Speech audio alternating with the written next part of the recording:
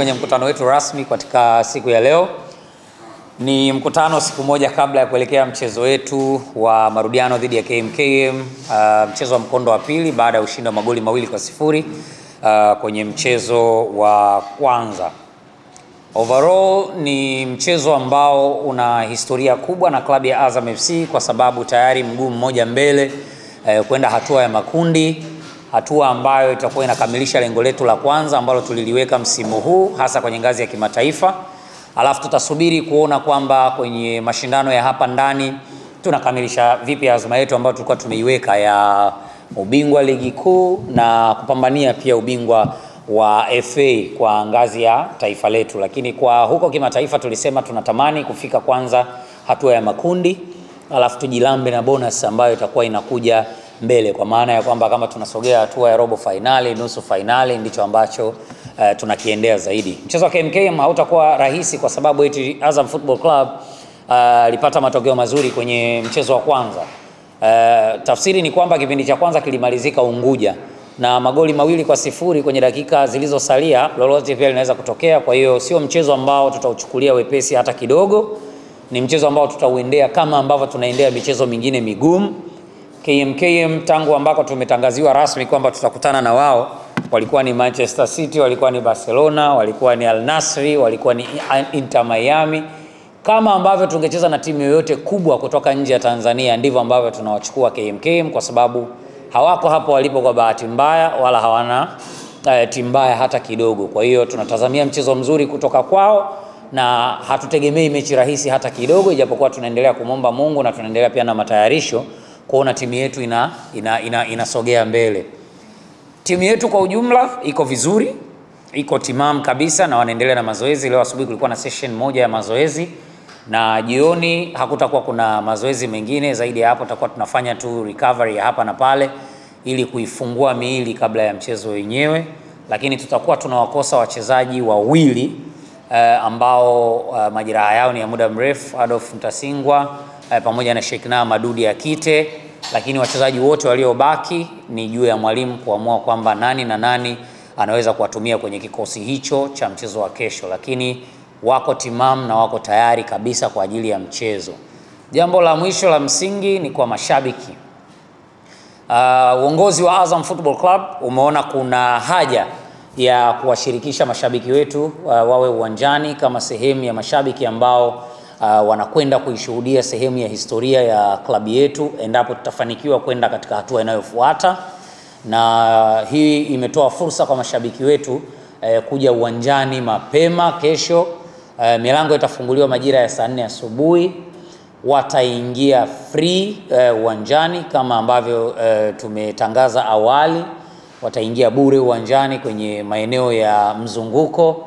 Maeneo ya VIP na VVIP tumeyatenga maalum kwa ajili ya wageni ambao tumewaalika pia wao waje kuangalia mchezo huo, na endapo tutafanikiwa kwenda mbele maana yake watakuwa sehemu ya historia. Kuna historia nyingi ambazo zinakwenda kuandikwa kwenye uwanja wa Azam Football Club kuelekea mchezo huo kwa ujumla, lakini ni wao sasa kuja kuona. Kuna burudani mbalimbali ambazo zitakuwepo hapo uwanjani, lakini kama ambavyo amezungumza mkuu wa idara ya habari na mawasiliano kwamba tuliomba tufanye burudani kabla, lakini amesema kwamba inabidi burudani ziwe baada. Endapo tutakuwa tumefanikiwa kusogea mbele, basi tutakuwa na burudani ya muda mrefu na wasanii mbalimbali. Obvious tutasikia nyimbo nyingine nyingi ambazo zinahusu Azam FC ambazo watu hawajawahi kuzisikia kutoka klabuni kwetu. Kwa hiyo kwa hayo machache nawakaribisha sana Azam Complex Chamazi kesho. Muda wa mchezo ni saa 11 jioni na milango itafunguliwa rasmi kama ambavyo nimezungumza kuanzia saa 4 asubuhi mpaka ambako tutakuwa tunaukaribia mchezo kwa ujumla. Nashukuru sana kwa muda wenu na nawakaribisha sana Azam Complex.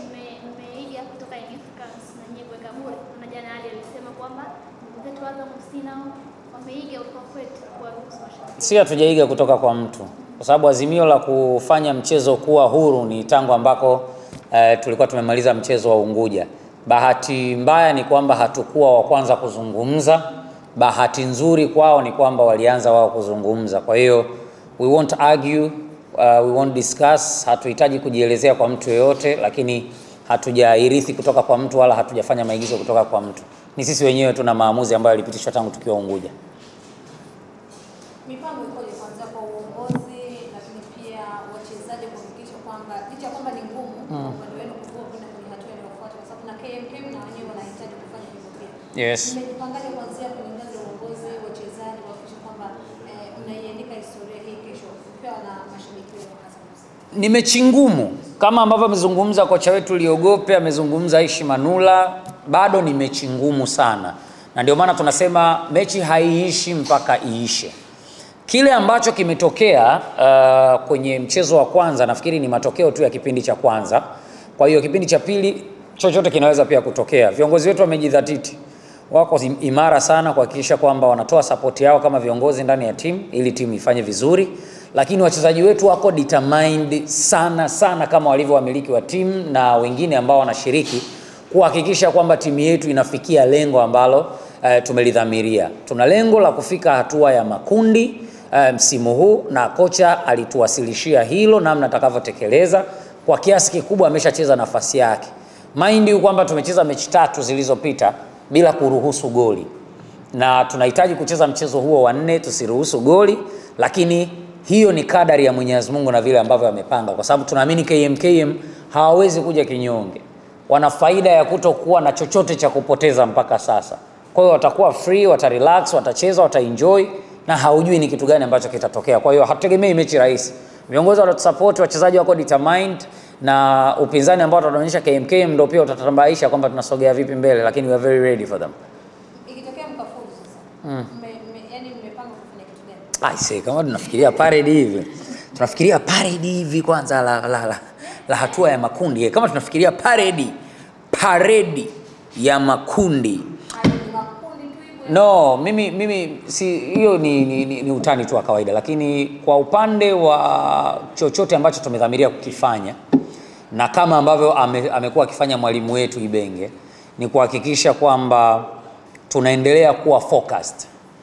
Tutasherehekea of course kwa sababu ni jambo la kihistoria ndani ya club kwa namna yetu, lakini tutoe pia kwenye focus ya kuendea michezo inayofuata. Kama ambavyo mnajua kwamba tarehe 30 kuna mchezo wa ligi kuu mgumu dhidi ya Singida Black Stars, alafu tarehe 2 kuna mchezo mwingine mgumu wa ligi kuu dhidi ya Simba.